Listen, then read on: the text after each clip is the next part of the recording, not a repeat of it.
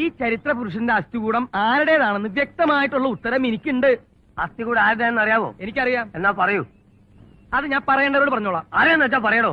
അതൊരു തുക്കട ചായക്കടക്കാരനോട് പറയാനുള്ളതല്ലോ. സൂക്ഷിച്ച് സംസാരിക്കണം. സൂക്ഷിച്ച് അസ്ഥികൂടത്തിൽ തനിക്ക് വരും. നീ കുറച്ച്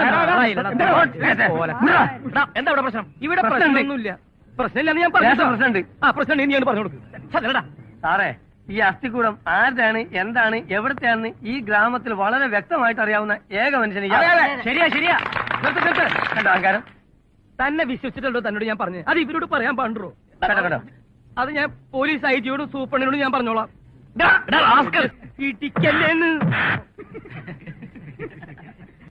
പൊതുജനങ്ങളുടെ ശ്രദ്ധയ്ക്ക് 2 ദിവസത്തിനകം ഞാൻ കൂടുതൽ ശക്തി ആർജിച്ച് ഇവിടെ തിരിച്ചെത്തുമെന്ന് ഊന്നി ഊന്നി പറയുകയാണ്.